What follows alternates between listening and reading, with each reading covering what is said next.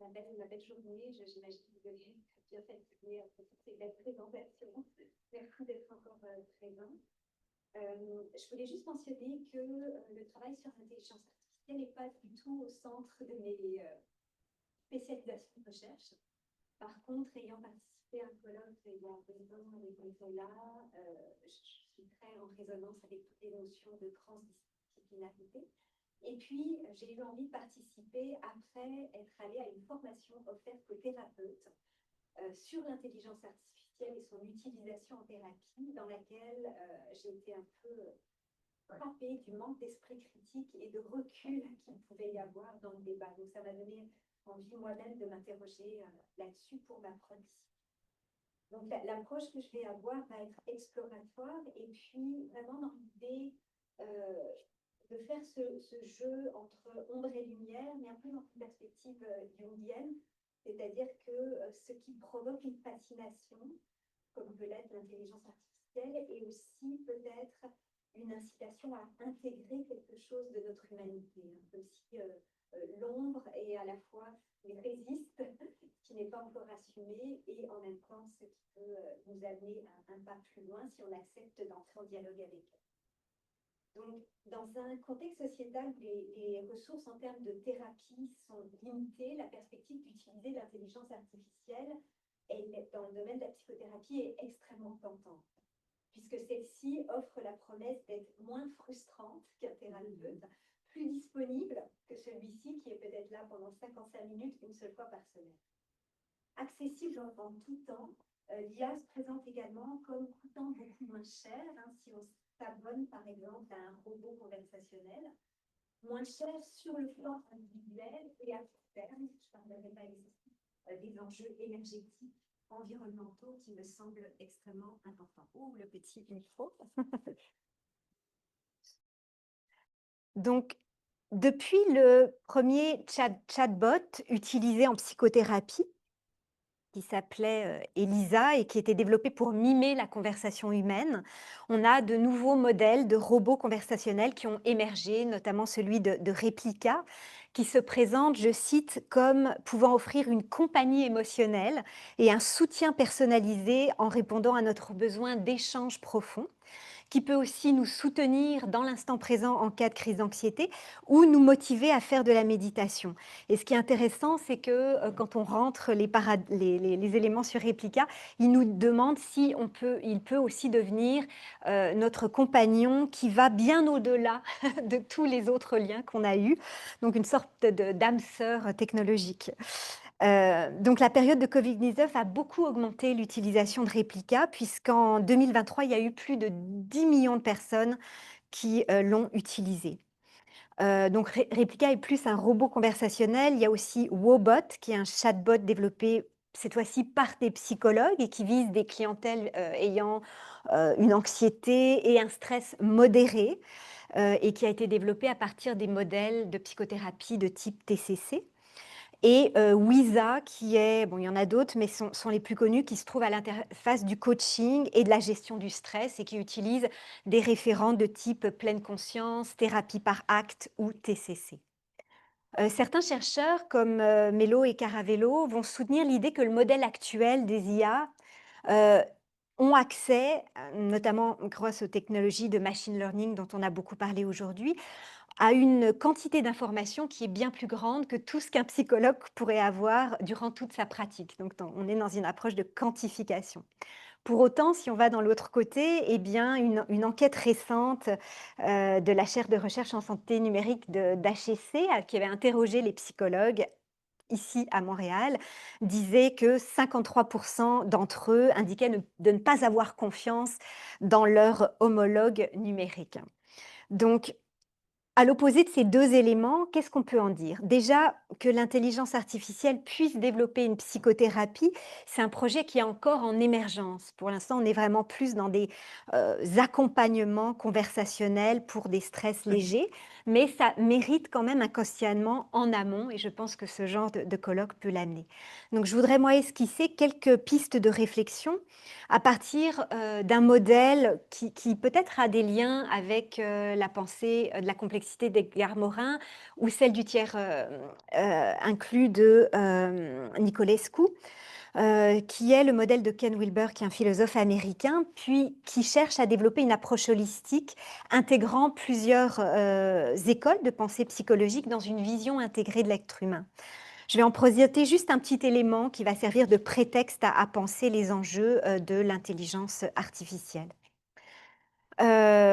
Donc je vais utiliser cet élément autour des cadrans qui s'intéresse donc au point de vue euh, d'un observateur externe, de l'expérience vécue donc à l'intersection de l'individuel et de l'interne, ou de l'intersection entre l'intérieur et le collectif, donc la question des valeurs, du sens, de la signification, ou de la question à l'intersection externe et collective des structures sociales et politiques.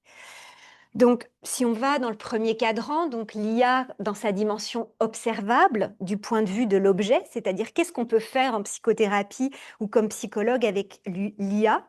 Donc, sur un plan purement administratif, ben, ces outils d'assistants technologiques existent déjà, hein, gestion de prise de rendez-vous, des reçus, bon, ça c'est l'aspect très administratif, rédaction des notes évolutives, maintenant, quand on lui permet d'écouter la session en entier, ce qui ne posait aucun problème à la formation dans laquelle je suis allée. Soutien à la rédaction de rapports d'évaluation, passation et analyse de questionnaires, passation et cotation de certains tests psychométriques. On est ici dans des exemples qui s'inscrivent dans un mode collaboratif humain-machine et qui peuvent effectivement amener un gain de temps important. Et on peut avoir l'espoir que ça donne plus d'importance aux dimensions réflexives et au travail de présence du thérapeute. En tout cas, c'est la version optimiste. Mais certaines recherches actuelles vont proposer d'aller plus loin dans un modèle autonome d'IA qui remplacerait le thérapeute. Donc, dans des recherches plus récentes, on a par exemple des modèles qui vont proposer que les 4 premières sessions soient faites entièrement par un IA, notamment la période d'anamnèse, la période d'évaluation, qui propose une construction de génogrammes, donc tout l'aspect des liens systémiques dans les familles. On a d'autres recherches contemporaines qui ont développé des agents conversationnels pour promouvoir des programmes de gestion de l'anxiété en milieu scolaire, avec donc des outils dans ce domaine-là. D'autres vont offrir de la psychoéducation aux patients dans le cas d'anxiété ou de dépression et vont permettre aux thérapeutes de construire une méditation entière avec sa propre voix et des éléments que l'IA va créer avec donc un texte proposé. Et elle s'invite également de plus en plus, ça c'est plus récent, dans le domaine de la supervision, par le développement des compétences des supervisés, le visionnement des séances de thérapie, et avec cette idée qu'on va pouvoir identifier les effets, notamment au niveau sémiotique, des interventions, l'effet des interventions sur la réponse des patients. Je vais passer rapidement sur, donc ça je vous l'ai dit, sur les études, les résultats de ces agents conversationnels. Certains vont amener une réduction de la solitude, une diminution de la détresse émotionnelle, amélioration de l'humeur.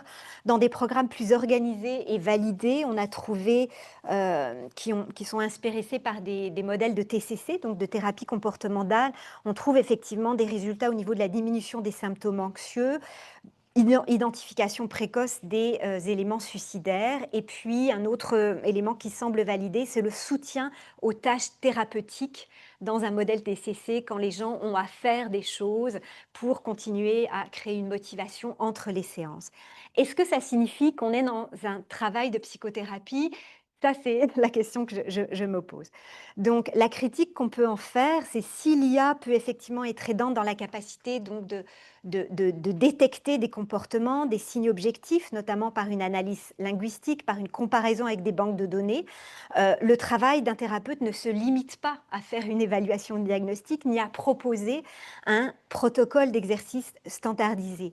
Je pense que dans un travail notamment de psychothérapie relationnelle, la notion d'évaluation n'est pas séparable de l'intervention et qu'on est dans une conception d'une évaluation qui est toujours dynamique, qui est itérative et qui se continue tout au long du travail psychothérapeutique. Donc ça ne consiste pas à enfermer le client dans une étiquette définitive, ce qui peut être un peu un risque proposé par une certaine, en tout cas, utilisation de l'IA qui séparerait de manière trop radicale évaluation et intervention, pour en arriver à une forme, de risque de stigmatisation.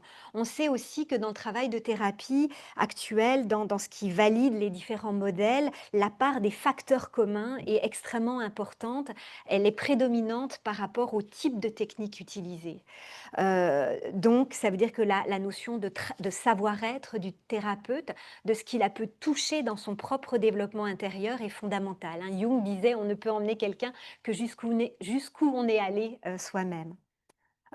Donc comme invitation, puisque je ne veux pas être dans une approche, dichotomique, mais plutôt essayer de voir, ça comme, peut-être un dialogue fécond avec l'intelligence artificielle. Peut-être qu'on est appelé et invité à, reconnaître que tout modèle de santé mentale est porteur d'une vision du monde et d'un lien et d'une conception, sous-jacente de la psychothérapie.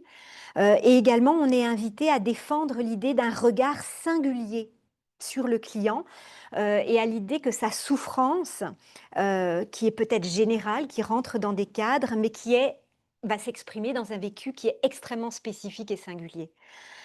Donc défendre la complexité d'une compréhension, complexe du vécu humain versus le risque d'une, catégorisation. Hem Par contre, on sait aussi que le fait d'avoir accès à certains éléments, d'intelligence artificielle pour les patients qui vont lire certains résumés actuellement sur les réseaux sociaux, peut aussi avoir un effet, complémentaire de compassion, d'autocompassion, parce que les gens vont aussi découvrir, la multiplicité de la souffrance humaine, traduite ou collectée, sur les ordinateurs ou les réseaux sociaux. Donc il y a un élément qui est une fine ligne entre risque de catégorisation et puis ouverture à une compréhension plus globale de la souffrance humaine. Si on va dans le point de vue donc du jeu, hein, le point de vue de l'expérience vécue, amener cette perspective au complément de la précédente, ça amène tout de suite l'idée que l'intelligence artificielle, elle ne fait que simuler au jour d'aujourd'hui une intériorité. Elle n'a pas accès à l'expérience réellement ressentie de la souffrance ou du questionnement existentiel. On est donc dans une limitation ontologique. L'IA ne peut que soutenir ou mimer une réponse empathique, même si on sait qu'il y a beaucoup, beaucoup de développement actuel. Donc ça amène un élément important parce que, et ça nous permet de rappeler que la psychothérapie, c'est avant tout un accordage humain complexe où les dimensions affectives sont essentielles. Dans les différentes recherches récentes en neuropsychologie, je pense au travail d'Alan Shore, il a montré comment ce qui est prédominant, c'est cette communication de cerveau droit à cerveau droit, qui est au-delà du langage. Non, justement, donc il y a un élément de co-régulation, au niveau des processus. Donc, ce qui va être prédominant, c'est la co-régulation mutuelle qui peut avoir lieu comme facteur de sécurité, à la fois dans la petite enfance et puis à la fois dans la réparation, qui peut avoir lieu dans un travail de psychothérapie. Donc lorsque on propose, de, faire garder, des enfants par des androïdes, j'ai pas réussi à retrouver la petite vidéo que je montrais à des étudiants il y a quelques années. Un petit robot humain qui va, être là en support pour, faire les devoirs, raconter une histoire, écouter, la détresse émotionnelle de l'enfant qui allait chez le dentiste. Je pense qu'il y a peut-être des éléments intéressants, mais on est en train de manquer complètement ce qui permet la maturation émotionnelle et affective d'un être humain et qui passe par tout un ensemble très complexe au niveau, visuel, neurologique et j'ai envie de dire, énergétique. Donc l'IA peut ajuster ses performances en fonction de données existantes, d'algorithmes préprogrammés, mais ça reste peut-être assez différent de tout ce travail d'accordage qui est tonique, respiratoire et qui a lieu dans une vraie rencontre entre êtres humains et qui touche cette notion de résonance qui est au cœur, par exemple, du travail du sociologue Rossa, hein. Les livres qui nous marquent, les êtres qui nous marquent, les œuvres d'art qui nous marquent, c'est un peu ce que j'ai expérimenté avec votre travail ce matin, c'est celles qui créent une résonance, donc qui font vibrer peut-être quelque chose de commun qui est, quelque chose de notre humanité, profonde. Bon, là j'ai un peu trop de choses. Qu'est-ce que je voulais dire là-dessus? En même temps, je pense que ça pose quand même des questions intéressantes et je les ouvre comme des questions sans réponse au jour d'aujourd'hui. C'est, la capacité herméneutique, c'est ce que disait un de nos collègues ce matin, à investir un autre objet que soi et donc on peut se demander, finalement, comment va se créer cette zone de contact avec la machine? Jusqu'où notre capacité humaine à projeter du sens sur l'autre, l'autre étant ici une machine, peut en retour nous enrichir. Donc là, il y a toutes sortes de questions sur l'herméneutique du rapport et du contact avec la machine qui serait intéressant à continuer à élaborer. Si on ne fait pas ça, ben, on se retrouve dans finalement les enjeux qui ont été dénoncés, par exemple, dans des études critiques sur l'application de Replica, où Replica, l'agent conversationnel, le robot conversationnel, répondait avec beaucoup d'enthousiasme à un utilisateur qui partageait son envie de se suicider ou qui répondait avec une sorte d'indifférence à quelqu'un qui parlait de ses expériences d'intimidation. Donc là, il y a encore tout un travail, même si ça s'améliore, à intégrer les éléments contextuels et puis vraiment à ne pas répondre juste sur un certain degré de sens. Donc ça nous invite à nous interroger sur les valeurs qui sous-tendent les interventions de psychothérapie proposées par l'IA, à faire de l'éducation aux clients, de savoir qu'est-ce qu'ils vont chercher en allant là-dessus versus un travail en relation d'aide ou en psychothérapie, hein, qui sont peut-être différentes en termes de co-régulation. Si on va dans le troisième volet, donc le cadran collectif, que faisons-nous ensemble en termes et que créons-nous ensemble en termes de sens et de signification au niveau de l'IA? Ben, dans les compétences du psychothérapeute, il y a tout ce travail de la réflexivité, revenir sur soi, sur nos propres préjugés, sur nos propres croyances. C'est un travail continu, c'est peut-être le travail d'une vie. Et on peut se demander un peu et c'est ce qu'on fait souvent en supervision, la question se pose ici, qui supervise l'IA finalement? Et qui l'interroge sur ses propres valeurs et les éléments culturels sur lesquels elle s'est basée pour bâtir sa vision, de la santé mentale. Donc sur finalement ces zones aveugles. Le risque couru, qui est assez connu, là j'enfonce peut-être des portes ouvertes, c'est de se baser sur des domaines biaisés culturellement par les biais algorithmiques, hein. Certains chercheurs ont montré le risque de surajustement des modèles statistiques prédictifs et donc qui aurait un risque finalement de contribuer à normaliser certains préjugés en santé mentale.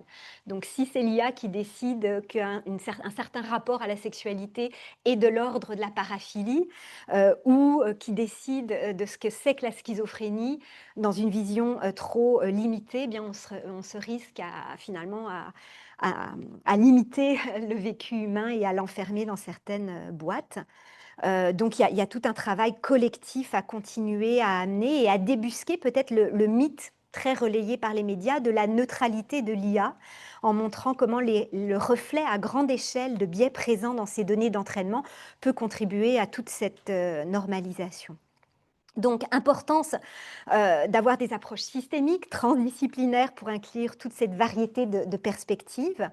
Et puis, également, dans le cas des usages autonomes de l'IA comme psychothérapie, ben, on ne sait pas non plus si les modèles d'évaluation qui nous disent que tel ou tel programme de gestion de l'anxiété est fiable, on ne sait pas non plus s'ils ont été validés sur quelle vision de l'humain. Et donc là, de nouveau, il y a un risque de nivellement de la complexité humaine qui peut être bon, dangereux. Donc, si on entend promouvoir l'IA pour un usage collaboratif, il faut également qu'on puisse réellement montrer sur le plan social et politique qu'il y a un apport réel de l'IA justifiant les moyens financiers, les coûts environnementaux et énergétiques qui justifient finalement d'aller chercher une IA pour faire une évaluation. Est-ce que vraiment on réduit la marge d'erreur diagnostique? Est-ce que c'est valable pour un cancer du sein? Est-ce que c'est valable pour une dépression? Il y a peut-être des situations à se penser en termes de priorisation des ressources. Le 4e, ça je vous l'ai dit, j'ai toujours du problème à faire 2 choses à la fois donc bon, heu, là il faudrait une IA qui fasse en même temps. Le cadran collectif et interne, donc du point de vue des structures, hein, dans les différents lieux du social, l'IA peut être présentée comme un service complémentaire à celui de la psychothérapie parce qu'on manque beaucoup de ressources. Hem, Ceci dit, elle pose quand même des enjeux éthiques au niveau là, des choix de société qui est un peu ce 4e cadran, puisque les données personnelles extrêmement sensibles sont partagées avec un système d'IA. Moi, j'ai été frappée dans cette formation qui a été faite par un organisme, européen que, la plupart des thérapeutes, c'était pas uniquement des psychologues, c'était tout type de thérapeutes, n'étaient pas du tout inquiets du fait que l'ensemble de l'anamnèse de leurs clients se retrouvait sur des nuages d'IA.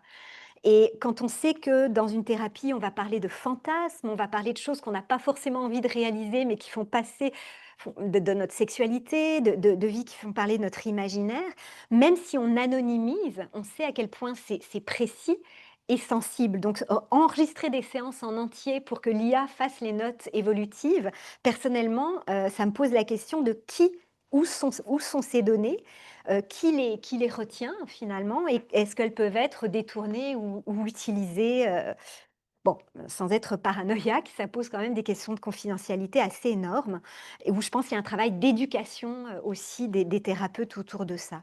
On peut se poser aussi l'enjeu éthique, là où la psychothérapie cherche en bout de ligne, comme vous l'avez très bien montré Sylvie, à rendre la personne autonome, à s'habiter pleinement dans son potentiel humain et divin peut-être. Il est légitime de se demander si l'IA selon à qui elle est qui la possède. Est-ce que l'IA actuellement est utilisée à des fins marketing? Est-ce qu'elle aura cette même responsabilité? Il y a des recherches actuelles qui montrent déjà qu'il y a un effet de dépendance de l'utilisation des objets, des robots conversationnels et qu'il y a même des firmes qui vont, comme, certains, qui vont utiliser la dépendance pour continuer à, inciter l'utilisateur à rester en lien avec l'IA plus longtemps. Ce qui est à l'opposé finalement d'un travail en psychothérapie et d'autonomisation. Donc, on répondrait là à ce fantasme qui serait, d'une présence continue de l'autre, versus, la capacité à aller trouver cette sécurité à l'interne et ensuite à aller rencontrer d'autres êtres humains avec qui échanger. Donc voilà. Donc en conclusion, qu'est-ce qu'on peut dire, avec ça? Ça, je vous l'ai dit aussi, l'invitation à maintenir un débat ouvert sur nos choix sociaux. En conclusion, bah, la manière dont l'IA est présentée dans les médias, elle a peut-être tendance à véhiculer l'idée que l'IA peut créer, apprendre et qu'elle est neutre, objective, sensible aux enjeux culturels. C'est pas toujours le cas. En fait, on en est loin. Donc le risque, c'est de continuer à débusquer ces mythes tout en étant attentif aux avancées qui sont réelles, de l'IA et donc de continuer à créer un débat nécessaire autour de ces outils. Elle amène en même temps des questions assez fondamentales aux psychothérapeutes qui seraient prétentieux de vouloir clore de manière trop tôt. Par exemple, celle que OOB posait à l'OPQ. Est-ce que l'alliance, qui correspond à l'entente d'objectifs entre le thérapeute et le client, est le moyen de l'atteindre? Est-ce qu'elle peut être établie par une machine? Est-ce qu'il y a des changements profonds qui peuvent avoir lieu en dehors d'un lien avec l'humain? Donc ça pose quand même des questions importantes à continuer à rester ouverte et à penser dans ce lien avec l'IA. Et puis, cette tendance anthropomorphiste de l'humain à projeter de l'humanité sur un alter ego, jusqu'à quelle mesure elle peut combler ce biais. Ceci dit, au-delà de ça, c'est vraiment un questionnement sur une représentation de l'homme qui est en jeu, hein. Pour Nicolescu, nous sommes sur le seuil d'une nouvelle renaissance qui demande un nouveau modèle de la conscience humaine. Et donc le débat actuel nous confronte à 2 types d'intelligence. Peut-être une intelligence artificielle faite d'une certaine forme d'innovation, d'une quantité de données, d'une certaine efficacité, d'une accessibilité continue et puis une intelligence humaine qui est faite de connexion empathique, d'émergence, donc quelque chose du tiers nouveau qui émerge dans une rencontre et surtout prédictabilité et je finirai là-dessus parce que je pense que la thérapie, moi, telle que je la conçois, c'est aussi la capacité à ne pas savoir, à habiter l'incertitude, à rester dans un inconfort épistémologique qui nous permet de rencontrer l'autre. Et est-ce qu'on va chercher ça dans une IA qui serait toujours comblante, toujours, un partenaire parfait et sans faille? En tout cas, ça interroge ce qu'on demande de la rencontre humaine. Donc voilà.